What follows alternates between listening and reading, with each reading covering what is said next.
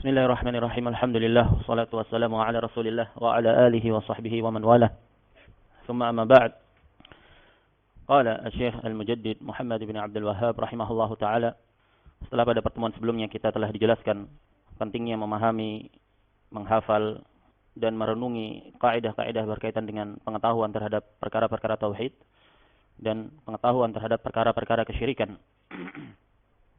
Di mana dalam risalah Al-Qawaid Al-Arba' Syekh Muhammad bin Abdul Wahhab rahimahullah beristimbat mengambil dalil-dalil dari Al-Quran berkaitan dengan permasalahan-permasalahan kaidah-kaidah dalam memahami konsep kesyirikan, di mana Al-Quran itu diturunkan untuk menjelaskan konsep kesyirikan tersebut. Itu kesyirikan yang terjadi di kalangan bangsa Arab di masa di mana Rasul SAW itu diutus. Juga mengenali konsep kesyirikan yang ada di masa belakangan ini, di mana hasilnya bahwasanya konsep kesyirikan yang ada di masa terdahulu dan di masa yang belakangan itu adalah sama, sebagaimana akan dipaparkan oleh Syekh Muhammad bin Abdul Wahhab rahimahullah dalam risalah beliau. Al-Qa'idatul Ula, kaidah yang pertama, an ta'lama anna al-kuffara alladhina qatalahum Rasulullah sallallahu alaihi wasallam muqirruna bi anna Allah ta'ala huwal khaliqul mudabbiru wa anna dhalika lam yudkhilhum fil Islam. والدليل قوله تعالى قل من يرزقكم من السماء والأرض أما يملك السمع والأبصار ومن يخرج الحي من الميت ويخرج الميت من الحي وما يدبر الأمر فسيقولون الله فقل أفلا تتقون. Dalam kaidah yang pertama ini, Syekh Muhammad bin Abdul Wahhab rahimahullah ingin mengajarkan kepada kita, ingin menunjukkan kepada kita, ingin memahamkan kepada kita bahwasanya orang-orang kafir, orang-orang musyrik yang Al-Quran itu turun menjelaskan mereka, yang Rasul Shallallahu Alaihi Wasallam itu berjihad memerangi mereka, konsep tauhid mereka, konsep keimanan dan ketuhanan mereka, itu mereka mukirun, mereka mengikrarkan, mengakui, mengimani bahwasanya Allah Ta'ala itu Al-Khaliq, sang pencipta. Tidak ada sang pencipta kecuali Allah. Mereka mengimani, mentauhidkan Allah dalam penciptaan. Mereka juga mengimani bahwasanya Allah itu Al-Mudabbir, yang mengatur segala urusan di alam semesta ini. Tidak ada sekutu baginya. Akan tetapi yang demikian itu tidaklah lantas serta-merta kemudian memasukkan orang-orang yang meyakini dengan keyakinan tersebut ke dalam Islam. Kemudian Syekh Muhammad bin Abdul Wahhab rahimahullah membawakan dalil dari Al-Quran di surat Yunus. Allah Subhanahu wa taala berfirman, mempersaksikan keimanan orang-orang musyrik Quraisy, mempersaksikan keimanan orang-orang kufar Quraisy. Keimanan terhadap apa? Keimanan terhadap perkara-perkara rububiyah Allah. Perkara-perkara yang berkaitan dengan perbuatan-perbuatan yang menjadi kekhususan bagi Allah Subhanahu wa taala. Tidak ada sekutu bagi Allah. Tidak ada sekutu baginya. Seperti menciptakan, mengatur alam semesta, menghidupkan, mematikan. Allah persaksikan keimanan mereka di dalam surat Yunus. Yang artinya, qul, katakanlah wahai Nabi Allah. Allah memerintahkan kepada Nabinya Muhammad sallallahu alaihi wasallam untuk beradu argumen dengan orang-orang musyrik Quraisy. Siapa yang telah memberikan rizki dari langit dan bumi? Atau siapakah yang memiliki pendengaran dan penglihatan? Yang menciptakan pendengaran dan menciptakan penglihatan bagi kalian, dan siapa yang menghidupkan, dan siapa yang mengeluarkan yang hidup dari yang mati, dan siapa pula yang mengeluarkan yang mati dari yang hidup, dan siapa yang mengatur segala urusan. Katakan kepada mereka, orang-orang musyrik tersebut. Kemudian Allah persaksikan, fasayaquluna Allah, niscaya mereka akan mengatakan bahwasanya yang melakukan itu semua adalah Allah. Allah persaksikan di sini keimanan orang-orang musyrik Quraisy, bahwasanya tidak ada sang pencipta, tidak ada pengatur alam semesta, tidak ada yang menghidupkan dan yang mematikan, kecuali hanya Allah semata. Ini konsep tauhid dari orang-orang musyrik, yang jihad itu dikobarkan, ditegakkan untuk memerangi orang-orang semacam ini keyakinannya. Faqul afala tattaqun, maka jika begitu, katakan kepada mereka, kenapa kalian tidak bertakwa kepada Allah dengan mentauhidkan Allah, menjadikan Allah itu satu-satunya zat yang berhak untuk dipalingkan segala jenis bentuk peribadatan. Jika kalian telah mengakui perkara rububiyah, bahwasanya Allah lah satu-satunya yang menciptakan alam semesta ini, bagaimana bisa untuk kemudian kalian persekutukan Allah dalam perkara ibadah? Itu yang dimaksudkan oleh Al-Imam Muhammad bin Abdul Wahhab dalam kaidah yang pertama ini. Yaitu menjelaskan kepada kita hakikat konsep tauhid, konsep keimanan orang-orang musyrik Quraisy, orang-orang kufar yang terdahulu. Asyarh, penjelasan. Qala asyarih, Syekh Saleh bin Abdul Aziz Al-Syekh hafizahullah, Al-Qa'idatul Ula, kaidah yang pertama, anna tauhid ar-rububiyah la yudkhilu ahadan fil Islam. Bahwasanya perkara tauhid rububiyah itu tidaklah kemudian dapat memasukkan seseorang yang meyakininya ke dalam Islam. Sebelum kita baca lebih lanjut syarah, penting untuk kita ketahui penjabaran tentang tauhid. Datang di dalam Al-Qur'an penjabaran tentang tauhid ini dalam beberapa bentuk. Pembagiannya sendiri diistilahkan di kemudian hari oleh para ulama min bab tafhim, untuk memahamkan. Secara nas, secara dalil yang spesifik tidak ada bahwasanya tauhid itu terbagi ke dalam 3 atau tauhid itu terbagi ke dalam 2 misalkan. Tapi ulama kemudian meletakkan penggolongan tersebut berdasarkan hasil istiqra. Kenapa? Karena jika kita membaca, jika kita merenungi ayat-ayat di dalam Al-Quran, ternyata ketika Allah berbicara tentang konsep tauhid, itu tidak lepas dari 3 jenis. Yaitu apa yang diistilahkan dengan rububiyah, yaitu perkara-perkara yang berkaitan dengan perbuatan-perbuatan yang menjadi kekhususan bagi Allah Subhanahu wa taala. Misalkan firman Allah Subhanahu wa taala di surat Ar-Ra'd, "Qul man rabbus samawati wal ardi?" Qulillah. Katakanlah siapa Rabb langit dan bumi? Katakanlah Allah. Maknanya yang menciptakan langit dan bumi hanya Allah Subhanahu wa taala. Dan ini berkaitan dengan perkara rububiyah. Tidak ada yang menciptakan langit dan bumi kecuali Allah semata. Tidak ada sekutu, tidak ada serikat dalam penciptaan langit dan bumi.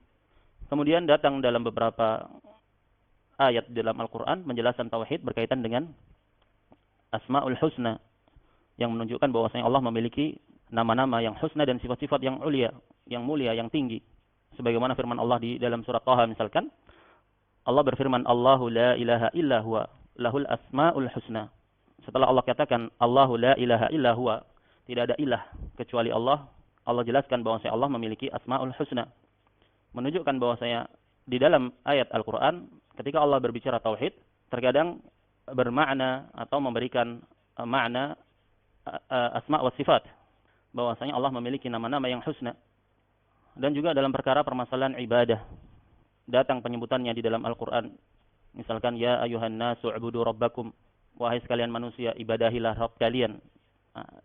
Karena konsep di dalam Al-Quran yang menjelaskan makna dari tauhid datang dalam berbagai bentuk, datang dalam berbagai penjabaran, maka para ulama kemudian meletakkan, menggolongkannya ke dalam 3 bagian.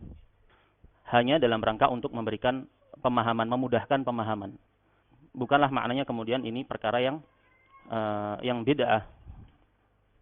Karena ini adalah dalam rangka untuk penjabaran terhadap sebuah ilmu. Dan Syekh Muhammad bin Abdul Wahhab rahimahullah bukanlah orang yang pertama yang mempelopori istilah tauhid ar-rububiyah atau tauhid uluhiyah atau tauhid al-asma' wa sifat. Karena sebelum beliau, banyak di antara ulama telah meletakkan konsep atau menjabarkan penjelasan berkaitan dengan perkara tauhid ini ke dalam tauhid rububiyah, seperti disebutkan oleh Al-Maqrizi, salah seorang ulama besar Syafi'iyah yang hidup di kurun waktu 800 Hijriah. Beliau menyebutkan dalam kitabnya Tajridut Tauhid, pembahasan berkaitan dengan tauhid, beliau bagi ke dalam 2, yaitu tauhid rububiyah dan tauhid al-ibadah atau tauhid uluhiyah.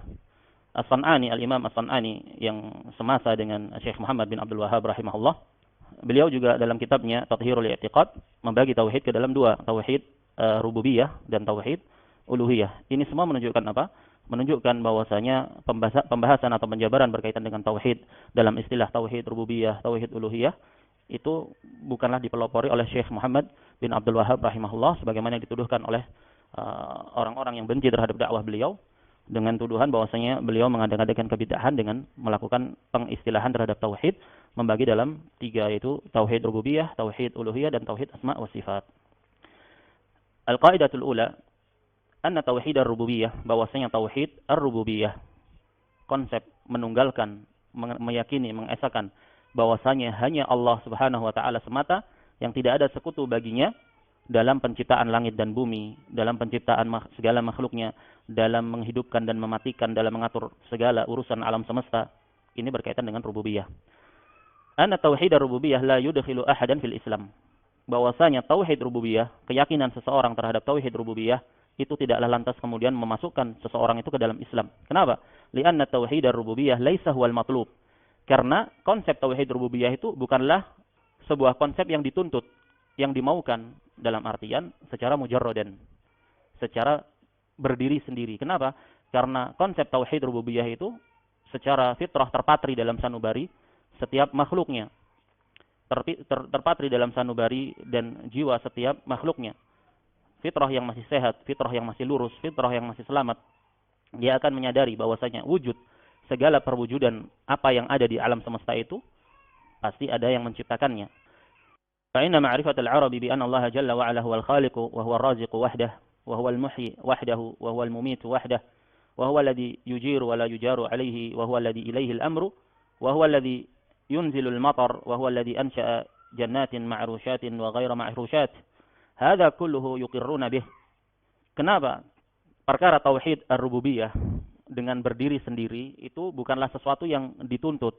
Karena Al-Quran yang diturunkan kepada bangsa Arab di waktu itu, mereka adalah bangsa yang mengakui, yang mengimani bahwasanya Allah itulah sang pencipta, satu-satunya, sang pemberi rizki, yang menghidupkan, yang mematikan, yang melindungi, yang dapat menyelamatkan dari kemudaratan. Tidak ada yang bisa menghindarkan diri dari Allah Subhanahu wa taala. Dan bahwasanya segala perkara, segala urusan itu ada di tangan Allah. Allah lah yang menurunkan hujan. Allah lah yang menumbuhkan tumbuhan-tumbuhan ma'rusyat, tumbuhan-tumbuhan yang tergantung seperti anggur. Wa ghairu ma'rusyat, yang tidak tergantung seperti semangka. Maksudnya Allah yang menumbuhkan segala macam tumbuh-tumbuhan. Hada kulluhu yuqirruna bih. Yang seperti ini, orang-orang Arab yang Al-Quran itu turun kepada mereka, mereka mengimani yang seperti ini. Mereka mengakui konsep tauhid yang seperti ini. Sehingga ketika Al-Quran diturunkan dan diutus Nabi Muhammad SAW bukan dalam rangka mengikrarkan atau mengajarkan, menuntut mereka untuk mengikrarkan ini. Kenapa? Karena perkara tauhid rububiyah sudah terpatri, terikrarkan di sisi bangsa Arab, kaum musyrikin terdahulu. Fayuqirruna bi anna alladhi sakhkhara dzalika wa khalaqahu wallahu wahdah, ma'a dzalik ma nafa'ahum. Mereka bangsa Arab di mana Rasul sallallahu alaihi wasallam itu diutus kepada mereka, mereka mengikrarkan bahwasanya yang mengatur, yang menetapkan seluruhnya itu adalah Allah semata. Tidak ada sekutu bagi Allah. Tapi bersamaan dengan itu, bersamaan dengan keyakinan mereka seperti itu, hal itu tidaklah bermanfaat bagi mereka.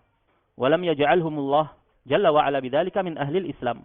Tidaklah lantas kemudian Allah menjadikan mereka semua atas keyakinan mereka, atas konsep tauhid mereka yang seperti itu, meyakini bahwa tidak ada yang menciptakan alam semesta dan mengatur segala urusannya itu kecuali Allah. Keyakinan seperti itu tidak lantas kemudian Allah jadikan mereka sebagai ahlul Islam. Yaqulu subhanahu wa ma yu'minu aktsaruhum billahi illa wa hum musyrikun. Allah Subhanahu wa taala berfirman dalam surat Yusuf menjelaskan tentang hakikat konsep tauhid dari orang-orang musyrik. Wa ma yu'minu aktsaruhum billah, dan tidaklah kebanyakan dari mereka kaum musyrikin itu beriman kepada Allah. Kemudian dikecualikan illa wa hum musyrikun. Maknanya mereka beriman kepada Allah, meyakini keimanan yang berkaitan dengan perkara rububiyah. Tapi bersamaan dengan keyakinan tersebut, illa wahum musyrikun.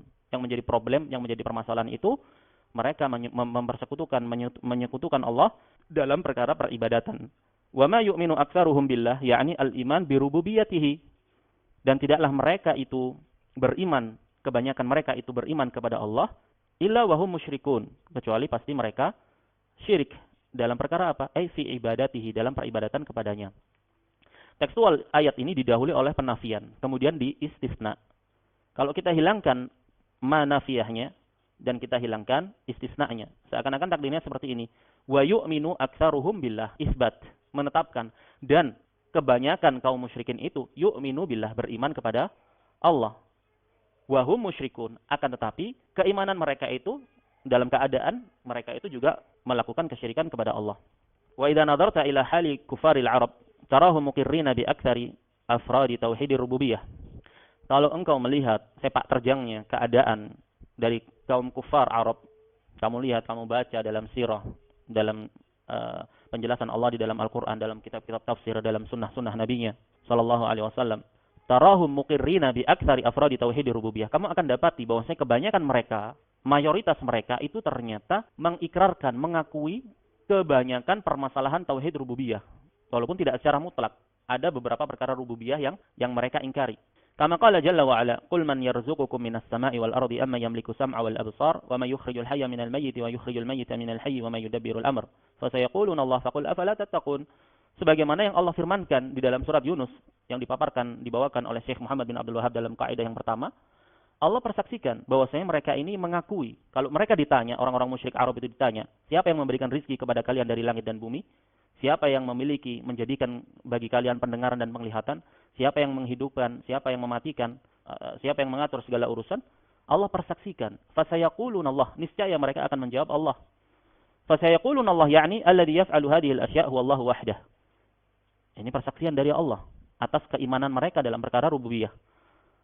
Faqul afala tattaqun, maka katakan kepada mereka, kenapa kalian tidak beriman, tidak bertakwa? Yakni ataquluna dzalika wa tuqirruna bi wahdaniyatihi fi rububiyyah, thumma la tattaqunahu fi ibadatihi wahdahu wa tarkil isyraki bih.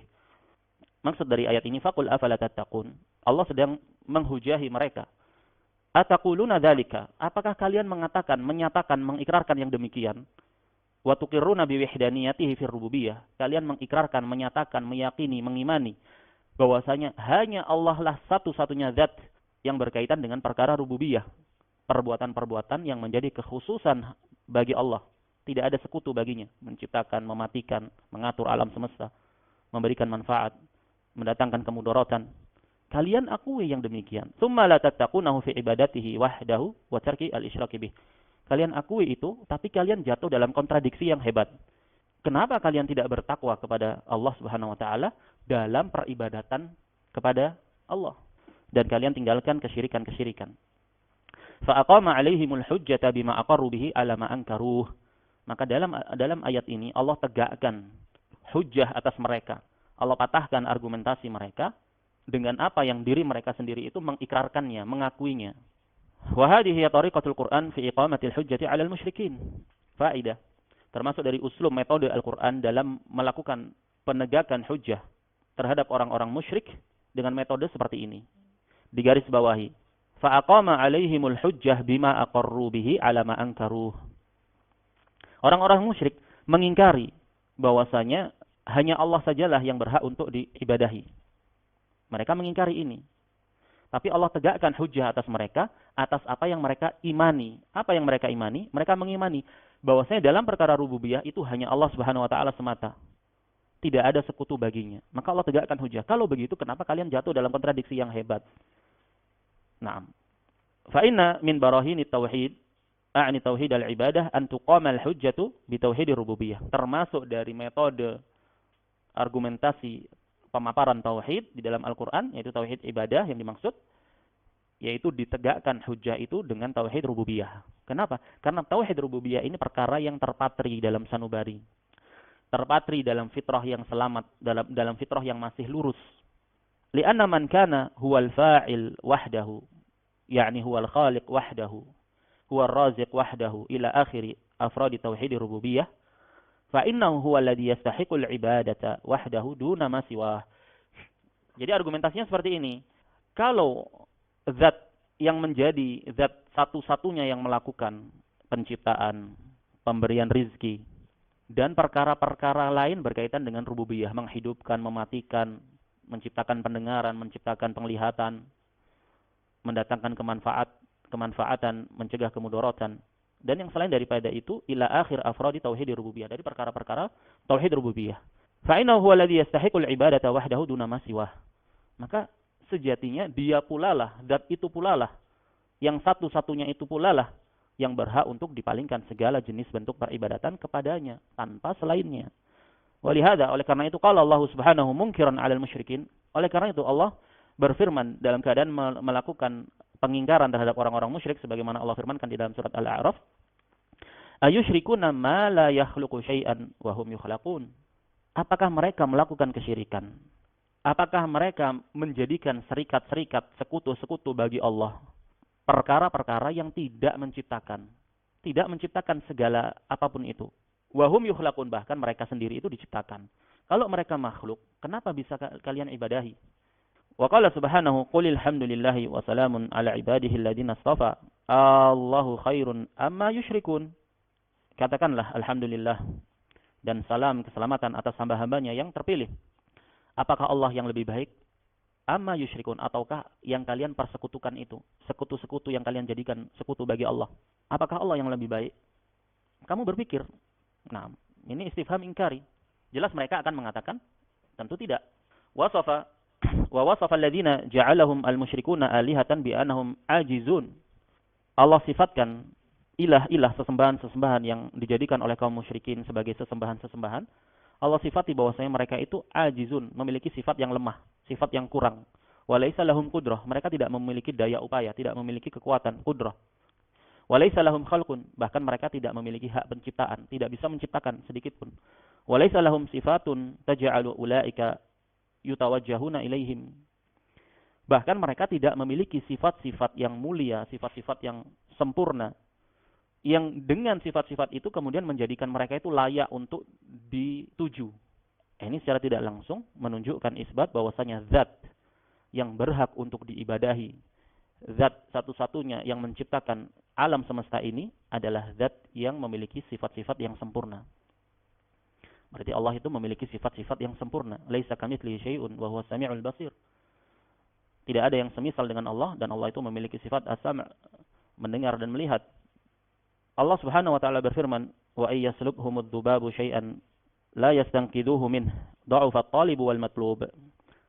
Seandainya lalat itu mengambil sedikit saja dari apa yang ada pada mereka, misalkan kamu punya makanan, ada lalat hinggap di situ. Setidaknya lalat itu sudah menjilat makananmu. Bisa kira-kira kamu mengambilnya? Dha'ufa at-talib wal matlub. Niscaya kamu tidak akan bisa ambil punyamu sendiri itu loh. Makananmu yang dihinggapi lalat itu tidak bisa kamu ambil darinya, dari lalat yang sudah mencuri makanan kamu tadi. Dha'ufa at-talib wal matlub. Maka orang yang berdoa dan orang yang didoai, orang yang menyembah dan yang disembah itu sama-sama lemah. Hadza masalul ladzina tawajjahu ilaihim bil ibadah. Allah permisalkan dengan yang demikian. Sama-sama lemah. Kalian tuh sama-sama makhluk. Bagaimana makhluk yang lemah bisa kalian ibadahi? Wal khulafah, kesimpulannya, anna iqraral musyrikin birrububiyah lam yudkhilhum fil Islam. Jadi kaidah dari kaidah yang pertama ini mengenal hakikat konsep kesyirikan kaum musyrikin Arab terdahulu, yang Rasul Shallallahu Alaihi Wasallam itu diutus kepada mereka, yang Al-Quran itu turun menjelaskan kebobrokan mereka, kesyirikan mereka, konsekuensi dari pelakunya. Pengikraran kaum musyrikin terhadap rububiyah tidaklah lantas memasukkan mereka ke dalam Islam. Dalilnya apa? Rasul Shallallahu Alaihi Wasallam memerangi mereka, tegak jihad terhadap mereka. Nah, kalau mereka itu dengan keyakinan yang seperti itu, meyakini perkara rububiyah, kemudian mereka menjadi Islam, terus ngapain Rasul Shallallahu Alaihi Wasallam perangi mereka? Wa nastantiju min dzalik, kita ambil outputnya, hasil dari yang demikian ini, anna iqrara man ba'dahum birrububiyah la ya'ni annahum mu'minun. Garis bawahi. Kalau kita sudah tahu konsep kesyirikan orang-orang musyrik di masa Nabi Shallallahu Alaihi Wasallam, kalau kita sudah mengetahui konsep tauhid, konsep keimanan orang-orang musyrik dan kufar di masa Nabi Shallallahu Alaihi Wasallam, apa hasilnya? Outputnya apa? Natijahnya hasilnya bahwasanya pengikraran konsep keimanan, konsep tauhid generasi yang setelah mereka terhadap tauhid rububiyah ini juga hasilnya sama. Tidaklah lantas kemudian menjadikan mereka itu sebagai orang-orang mukmin. Karena sama. Faida ata atin waqal. Kalau ada seorang yang datang kemudian dia berkata, "Ana mu'minun bi anna Allah huwa rabb wa huwa al-khaliq. Wa annahu huwa rabbi wa huwa alladhi yarzuquni wa huwa alladhi ahyani wa huwa alladhi yumituni." Fahadha idza iqtasara ala hadhihi al-ma'ani wa lam yudif ilaiha tauhid al-uluhiyah fala yu'addu mu'minan al-iman syar'i. Jadi kamu jangan mudah terkesima, jangan mudah terlena dengan pernyataan-pernyataan. Misalkan orang datang, "Ana ini beriman, saya beriman bahwasanya Allah itulah Ar-Rabb yang memiliki satu-satunya perkara rububiyah, satu-satunya yang menciptakan, satu-satunya yang mengatur alam semesta, yang memberikan rizki kepadaku, yang menghidupkan aku, yang mematikan aku."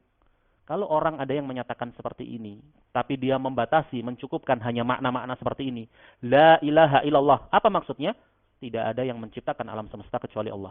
Tidak ada yang memberi rizki kecuali Allah. Tidak ada yang dapat mendatangkan kemanfaatan atau kemudaratan kecuali Allah. Tidak ada yang menghidupkan, mematikan kecuali Allah. Kalau dia batasi konsep tauhid itu hanya seperti ini, tanpa dia idofahkan, tanpa dia sertakan makna tauhid al-uluhiyah, yaitu penunggalan Allah, mengesahkan Allah dalam perbuatan-perbuatan peribadatan seorang hamba yang hanya boleh ditujukan kepada Allah. Ini tauhid al-uluhiyah. Maknanya apa? Ibadahmu itu hanya untuk Allah. Kalau dia yakini konsep keimanan rububiyah tanpa dia sertakan tauhid uluhiyah, yang seperti ini tidak teranggap sebagai seorang yang beriman dengan keimanan yang syar'i. Kalau keimanan secara lughawi bahasa, na'am, dia beriman. Beriman dari sisi apa? Rububiyah. Sebagaimana Allah Subhanahu wa taala tetapkan keimanan, wa may yu'minu aktsaruhum billahi illa wa hum musyrikun. Allah tetapkan keimanan, tapi keimanan yang di sini maksudnya apa? Keimanan lughawi dari sisi bahasa. Mereka beriman, membenarkan dalam perkara rububiyah. Jadi konsepnya, kalau ada orang yang meyakini konsep tauhid rububiyah tanpa dia sertakan konsep tauhid uluhiyah, dia tidak teranggap sebagai seorang mukmin, keimanan yang syar'i. Dan keimanan syar'i terhadap Allah itu terkandung padanya 4 pilar, 4 unsur. Makanya rukun iman yang pertama al-imanu billah terkandung padanya 4 unsur. Ini seluruhnya harus ada. Al-iman biwujudillah, beriman terhadap adanya Allah. Allah itu ada. Beriman al-imanu birububiyatillah, beriman terhadap perkara-perkara rububiyah Allah, dan ini diimani oleh orang musyrik. Kemudian yang kedua al-imanu biuluhiyatillah, keimanan akan keberhakan Allah satu-satunya dalam perkara ibadah. Kemudian al-imanu bi asma'ihi wa sifatihi, mengimani bahwasanya bagi Allah itu nama-nama yang husna dan sifat-sifat yang tinggi. Diimani sesuai apa yang dijelaskan oleh Allah Subhanahu wa taala dalam kitabnya dan dijelaskan oleh Rasul sallallahu alaihi wasallam dalam sunnahnya, tanpa ditakwil, tanpa diselewengkan maknanya, tanpa ditamsil, dipermisalkan dengan makhluknya, tanpa ditahrif, tanpa dita'til. Nah, kaidah ahli sunnah dalam permasalahan asma wa sifat, isbatun bila tamsil wa tanzihun bila ta'til. Mengisbat tanpa kamu permisalkan dan kamu sucikan tanpa kamu tolak sifat itu. Jadi keimanan syar'i itu terkandung pada 4 unsur. Keimanan terhadap wujud Allah, keimanan terhadap rububiyah Allah, keimanan terhadap uluhiyah Allah, dan keimanan terhadap asma dan sifatnya. Yakni la yu'addu musliman hatta ya'tiya bi tauhidil uluhiyah. Jadi seseorang itu tidak akan bisa teranggap sebagai seorang muslim sampai dia menegakkan konsep tauhid uluhiyah. Dia palingkan, dia tujukan segala macam jenis bentuk ibadah dia, perbuatan-perbuatan dia dalam perkara ibadah itu hanya kepada Allah. Walihada ghalaqal mutakallimun hina ma'arraful ilah bi annahu al-qadiru 'ala al-ikhtira'. Qalu al-ilahu wal qadiru 'ala al-ikhtira'. Oleh karena itu, telah salah kaprah para ahlul kalam, ahlul filsafat, ahlul mantiq, yang dimaksud al-mutakallimun, orang-orang Asy'ariyah, Mu'tazilah. Naam, orang-orang Asy'ari, orang-orang Mu'tazili. Mereka menafsirkan konsep la ilaha illallah itu sebagai tauhid rububiyah. La ilaha illallah. Apa maksudnya ilah di situ? Ilah itu adalah zat yang mampu untuk mengadakan, menciptakan segala sesuatu. Berarti la ilaha illallah, kata mereka, la khaliq illallah. Inilah tauhid, katanya mereka. Fa'indahum, makanya mereka banyak terjatuh dalam perkara-perkara kesyirikan dalam perkara ibadah. Banyak terjatuh dalam kesyirikan dalam perkara ibadah. Karena mereka menafsirkan ilah dalam la ilaha illallah itu al-qadir alal ikhtira'. Tidak ada yang mampu, la khaliq illallah, tidak ada yang mampu menciptakan kecuali Allah. Fa'indahum anna ma'na la ilaha illallah raji'un ila rububiyah. Di sisi mereka, siapa mereka? Ahlul kalam. Dari kalangan Asy'ari, Mu'tazili, ahli filsafat, mereka mengatakan la ilaha illallah itu konsepnya kembalinya kepada perkara rububiyah. Wa hadza a'dhamu ghalatin 'ala dinil Islam. Ini termasuk sebesar-besar kekeliruan, kesalahkaprahan dalam memahami agama Islam. Alladzi ghalata bihil mutakallimuna 'ala ad-din wa 'ala al-millah. Di mana orang-orang ahlul kalam dari kalangan Asy'ari, Mu'tazili, ahli filsafat itu terjatuh dalam kerancuan, kesalahkaprahan dalam permasalahan ad-din. Haitsu ja'alul ibtila' bainar rusuli wa baina aqwamihim waqi'an fir rububiyah. Mereka jadikan ibtila, ujian yang menimpa para rasul dan umatnya, kan terjadi ujian antara rasul dan umatnya, ditentang oleh umatnya, diperangi. Mereka anggap permusuhan antara para rasul dan kaumnya yang ingkar kepada rasul itu adalah karena sebab perkara rububiyah. Fa'indahum idza aqarra al-'abdu bi anna al-mujiba lil asya' wal khaliq laha huwa Allah, fa innahu yakunu 'indahum mu'minan muslima. Jadi di sisi mereka ahlul kalam yang memahami konsep la ilaha illallah dengan salah kaprah tadi, di sisi mereka kalau ada seorang hamba itu meyakini bahwasanya yang mewujudkan segala sesuatu, yang menciptakan itu adalah Allah, khalas, berarti dia adalah seorang muslim, seorang mukmin. Wa hadha ghairu ma'nal uluhiyah, dan ini maknanya akhirnya bukan makna uluhiyah. La ilaha illallah maknanya bukan lagi la ma'budu bihaqqin illallah, tidak ada sesembahan kecuali, tidak ada sesembahan yang hak untuk diibadahi kecuali Allah. Lianna la ilaha illallah maknaha, la ilaha illallah makna sejatinya di sisi ahli sunnah, la ma'budu haqqun illallah jalla wa ala. Tidak ada peribadatan, tidak ada sesembahan, tidak ada ilah yang berhak untuk disembah kecuali Allah. Famaknaha raji'un ilal ubudiyah, la ilar rububiyah. Jadi konsep la ilaha illallah di sisi ahli sunnah itu kembalinya kepada makna al-ubudiyah, uluhiyah, penghambaan seorang hamba kepada Rabbnya, bukan kepada permasalahan rububiyah. Idzan, kalau begitu, muradu Syekh rahimahullah min hadhihi al-qa'idatil muhimmah anna hadhihi al-qa'idata yaqiniyatun min halil kufar wa halil musyrikin fi annahum muqirruna bi tauhidir rububiyah. Jadi kaidah pertama yang ditetapkan oleh Syekh dalam Qawaidul Arba' ini adalah kaidah di mana padanya terdapat kegamblangan yang jelas, yakin bahwasanya keadaan orang-orang kafir, keadaan orang-orang musyrik di zaman Nabi sallallahu alaihi wasallam yang dibahas sepak terjang mereka di dalam Al-Qur'an, ini keadaan mereka itu muqirrun, meyakini, mengikrarkan, mengimani tauhid rububiyah. Wa ma'a hadza lam yanfa'hum hadzal iqraru wa lam yudkhilhum fil Islam. Tapi bersamaan dengan itu, keimanan mereka dalam perkara rububiyah tidaklah kemudian pengikraran itu memberi manfaat kepada mereka. Tidak pula kemudian menjadikan mereka masuk ke dalam Islam. Wa lam yaj'al lahum haqqan. Tidak lantas kemudian menjadikan mereka itu sebagai ahlul haqq. Tidaklah lantas kemudian menjadikan apa yang mereka yakini itu hak. Li'annahum asyraku ma'allah. Karena mereka mempersekutukan Allah Subhanahu wa taala alihatan ukhra, dengan ilah-ilah sesembahan-sesembahan yang lain. Jadi mereka beribadah kepada Allah. Karena syirik itu da'watu ghairihi ma'ahu. Kamu berdoa beribadah kepada selain Allah bersamaan dengan ibadah kamu kepada Allah.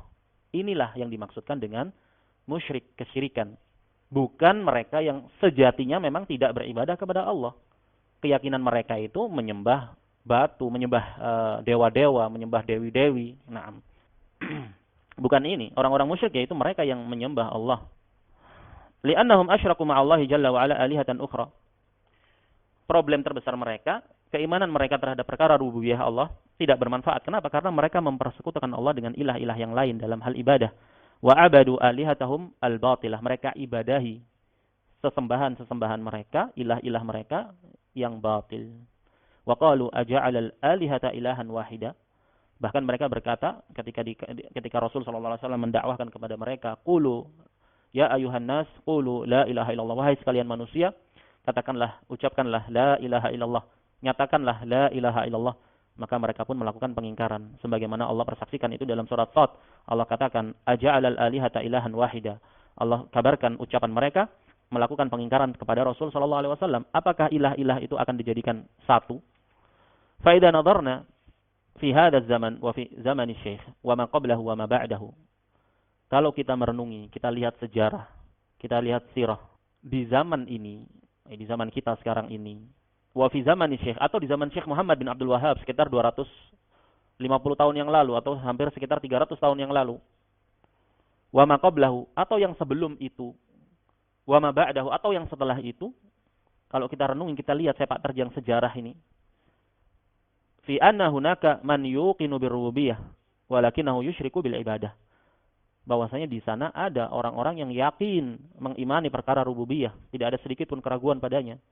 Akan tetapi mereka mempersekutukan, menjadikan sekutu bagi Allah dalam perkara ibadah.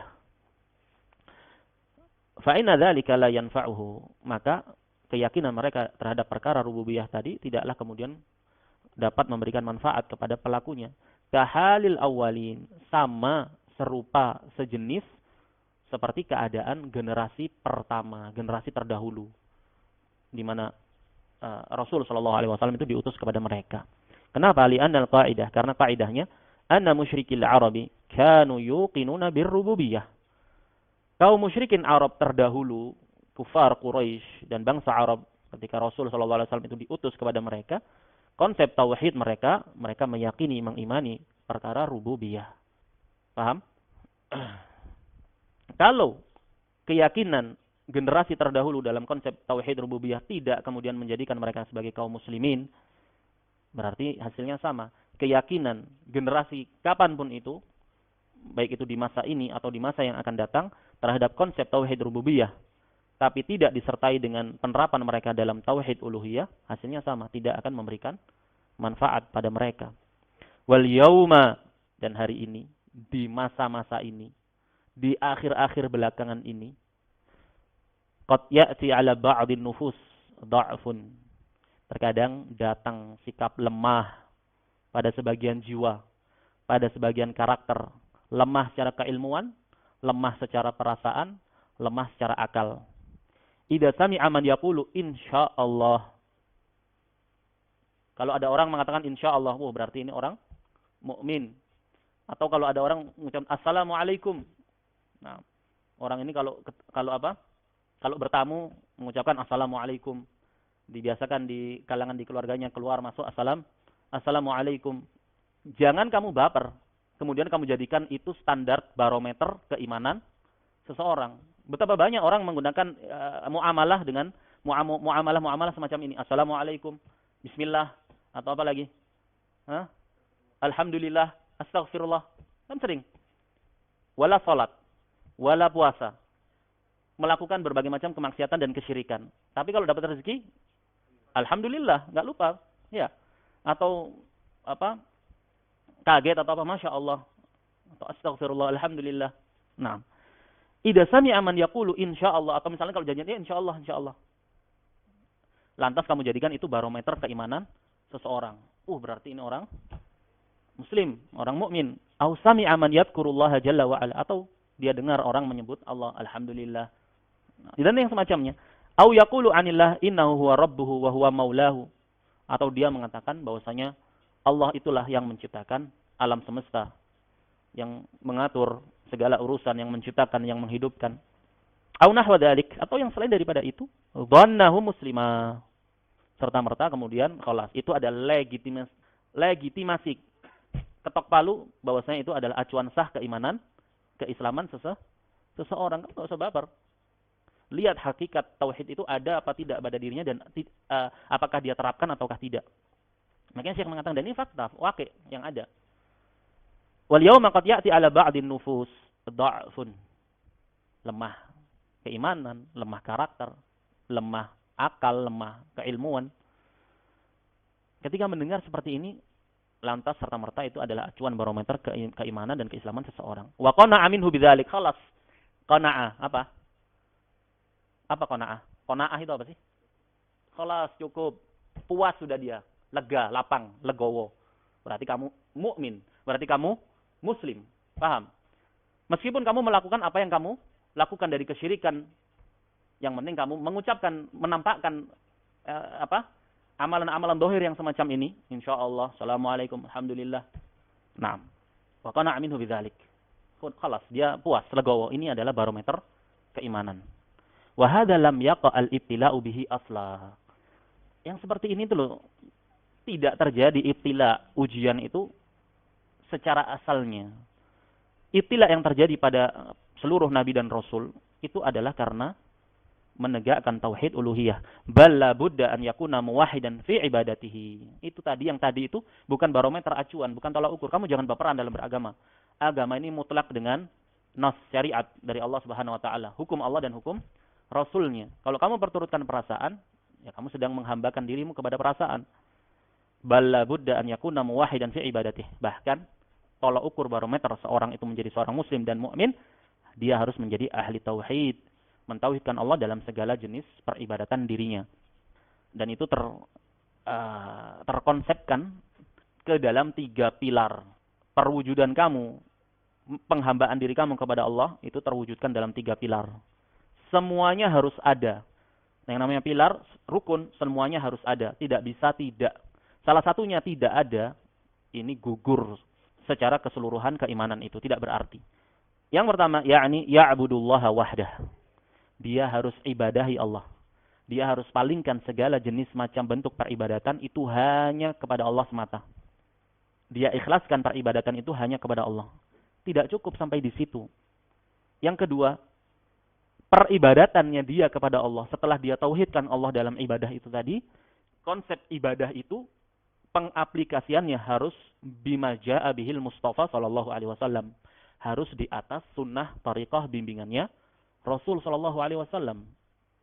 Al-ikhlas wal mutaba'ah. Syarat mutlak. Dua ini harus berjalan beriringan. Faman kana yarju liqa'a rabbih falyamal amalan salihah wala yusyrik bi ibadati rabbih ahada. Allah sebutkan dua pilar. Falyamal amalan salihah, beramal amalan saleh. Amalan saleh ini tidak bisa terrealisasi, tidak bisa dikatakan sebagai sebuah amalan saleh kecuali mencocoki tuntunan Nabi sallallahu alaihi wasallam. Wala yusyrik bi ibadati rabbih ahada. Yang kedua, jangan dia mempersekutukan Allah dengan apapun itu. Pilar yang ketiga, wa yakunu mutabarrian khalisan minasyirki wa ahli. Konsep tauhid kamu itu harus terpenuhi tiga pilar, tiga unsur ini. Kamu bertauhid kepada Allah, na'am.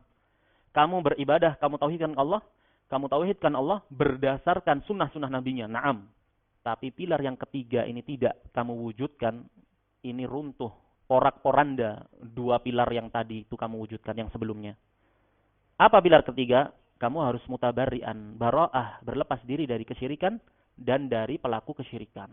Alhamdulillah ana muwahhid, ana bertauhid kepada Allah. Alhamdulillah ana tidak menyekutukan Allah. Alhamdulillah ana tidak berbuat kebid'ahan. Ana selalu bersemangat untuk mengikuti sunnah Rasul sallallahu alaihi wasallam. Tapi ana enggak bisa kalau disuruh mengkafirkan orang kafir atau menganggap kaum musyrikin itu sebagai orang musyrik. Janganlah, kan dia baik orangnya. Nah, orangnya sering kasih makan, orangnya sering nyapa, orangnya sering senyum. Enggak bisa lah kalau ana kafirkan, ana musyrikkan. Ini kamu tidak ada bara'ah. Sementara konsep rukun kalimat tauhid itu adalah nafi dan isbat. Konsekuensi dari la ilaha, penafian kamu terhadap segala wujud yang diibadahi, itu juga terrealisasi dengan kamu itu berbara'ah, berlepas diri dari pelakunya. Dan ini, tiga pilar ini disebutkan oleh Syekh Muhammad bin Abdul Wahhab rahimahullah dalam Salasatul Usul. Apa? Al-istislamu lillahi bitauhid. Ini ya'budullaha wahdahu. Terus al-inqiyadu lahu bitta'ah. Ketundukan, ketaatan, ketakwaan kepada Allah bitta'ah dengan melakukan amalan-amalan ketaatan, dan itu tidak bisa terrealisasikan kecuali dengan berittiba kepada Rasul sallallahu alaihi wasallam. Baru yang ketiga, wal bara'atu minasyirki wa ahli. Sebenarnya ini jelas. Ini materi dasar. Ini materi yang sifatnya asasi dan dasar sekali. Tapi subhanallah pada prakteknya banyak yang masih bingung. Banyak yang masih rancu, banyak yang masih galau, banyak yang masih bimbang. Sehingga kita belajar konsep tauhid yang itu sebenarnya dasar, jelas, gamblang di dalam Al-Qur'an, hanya berupa hitam di atas putih. Tatbik ketika kamu menerapkan dalam wujud nyata, seakan-akan itu enggak ada. Paham? Nah, bukan seperti itu. Makanya Syekh kemarin kan mengatakan bahwasanya wa tauhid wa syirku fi da'watil imami al-muslih rahimahullah liman ta'ammalahu qad yakunu ma'ahu syai'un min at-taraddudi aw syakki fi sihhati ma ja'a bihi syekh min jihati taqririr al-masail. Makanya dibahas kemarin. Terkadang orang yang merenungi, mempelajari ini ada kegalauan, kebimbangan, keraguan, kebaperan, terhadap konsep yang dipaparkan oleh Syekh Muhammad bin Abdul Wahhab dalam karya-karya beliau terhadap permasalahan-permasalahan tauhid. Baik, insyaallah jelas tiga unsur, tiga pilar dalam tauhid. Al-istislamu lillahi bitauhid. Jelas. Kamu beristislam, berpasrah diri kepada Allah dengan memurnikan segala jenis peribadatan hanya untuk Allah. Kalau ada yang mencampur adukkan, mengotori ibadahnya dengan kesyirikan, syirik besar, apakah dia telah mewujudkan pilar yang pertama ini? Jawabannya apa? Tidak. Jadi kenapa bingung? Al-inqiyadu lahu bitta'ah, tunduk, menjalani ketakwaan, amalan, merealisasikan, mengaplikasikan wujud tauhid itu tadi dalam amalan nyata. Jelas.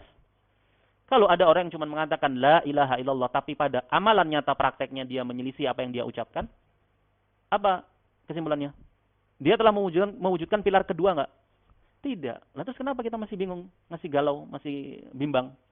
Yang ketiga, orang telah mewujudkan hakikat tauhid, mewujudkan inqiyad, realisasi makna tauhid itu tadi, hanya saja ada kekurangan dari sisi yang terakhir, yaitu al-bara'ah, keberlepasan diri. Janganlah nanti kita dikatakan intoleran. Tidak ada toleransi dalam perkara kesyirikan. Umirtu an uqatilan nasa hatta yashhadu alla ilaha illallah. Lalu kalau gitu Rasul sallallahu alaihi wasallam enggak toleransi. Tidak ada kesyirikan. Wa qatiluhum hatta la takuna fitnah wa yakuna ad-dinu kulluhu lillah. Jelas konsepnya itu gamblang di dalam Al-Qur'an, tapi karena syubhat dan fitnah ini memang sedemikian dahsyat. Naam. Bahaya, perkara ini bukan perkara yang remeh. Orang bisa terjatuh padanya dalam perkara-perkara yang fundamental dan asasi, terkadang tanpa dia sadari.